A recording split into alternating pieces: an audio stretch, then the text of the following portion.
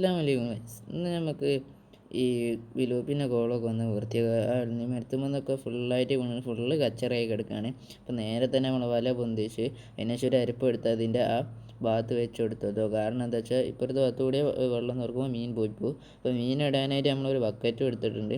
അപ്പോൾ അതാണ് മീനിൻ്റെ വെള്ളത്തിൻ്റെ ഒക്കെ അവസ്ഥ. ഫുള്ള് കലവിലാണ്. മീനെ നല്ലോണം കാണാനൊന്നും പറ്റില്ല. ആകെ നമ്മളിതിൽ 9 മീനാണ് കൊണ്ടുപോയിട്ടത് കേട്ടോ. വലുതാകുമ്പോൾ തിലാപ്പികളൊക്കെ നല്ല വലിപ്പം വരും. അപ്പോൾ കുറേ മീനെ ചെറുപ്പത്തിലേ ഇട്ടാൽ പിന്നെ പ്രയാസമാവും. അതിന് ശേഷം നമ്മളൊരു പ്ലെയർ എടുത്തതിന് ശേഷം ആ വാൾവ് തുറന്നു കൊടുക്കുന്നുണ്ട്. ആ വാൾവിൻ്റെ ഇപ്പുറത്ത് നമ്മൾ അരിപ്പ് വെച്ചിട്ടുണ്ട് കേട്ടോ.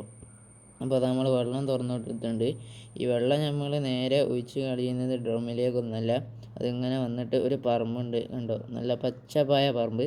ആ പറമ്പിലേക്കാണ് നമ്മൾ ഈ വെള്ളം കളിയുന്നത്. ഇപ്പോൾ കണ്ടോ മീനെ നല്ലോണം കാണാനും കാര്യങ്ങളൊക്കെ പറ്റുന്നുണ്ട്. അപ്പോൾ നമ്മൾ ആ വാൾവ് പൂട്ടിയതിന് ശേഷം നേരെ അരിപ്പെടുത്ത് ഫസ്റ്റ് നമ്മൾ കോരി വെക്കാൻ, അഥവാ മീനൊക്കെ കയറിയാലോ. പക്ഷേ ഒരു മീൻ പോയിട്ട് നമുക്ക് ഫുള്ളത്തെ കച്ചറാണ്. അതിന് ശേഷം എല്ലാ മീനും നമ്മളെ പിടിച്ചെടുത്തിട്ടുണ്ട്.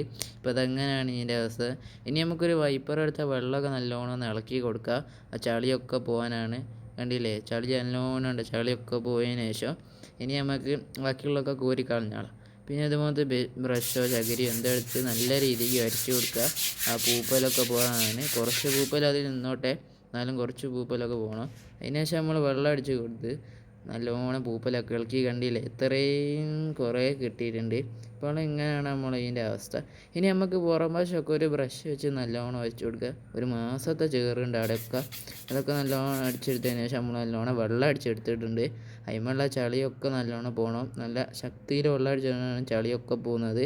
അതിന് ശേഷം നമ്മൾ അതിൻ്റെ വലത്തേ ഭാഗത്തൊക്കെ നല്ലോണം പൂപ്പലുണ്ട്. ഇടത്തേ ഭാഗം 2-3 ഭാഗം നമ്മൾ കഴുകി.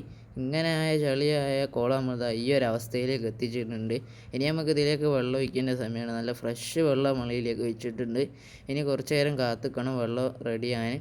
ഇപ്പം നമുക്ക് അത് ഏകദേശം മീൻ ഇടാനുള്ള വെള്ളമായിട്ടുണ്ട്. അപ്പോൾ അതാ 9 തിലാപ്പി ഒരു പാട്ടയിലിട്ട് നമ്മൾ അതിലേക്ക് ഇട്ടിട്ടുണ്ടോ. നല്ല പഠിച്ചുകളിയാണ്. ഇതിൻ്റെ കളറൊക്കെ മാറിയിരിക്കുക. ഇനി ഇതിലേക്ക് വരുമ്പോൾ പഴയ കളറിലേക്ക് മാറിക്കോളൂ.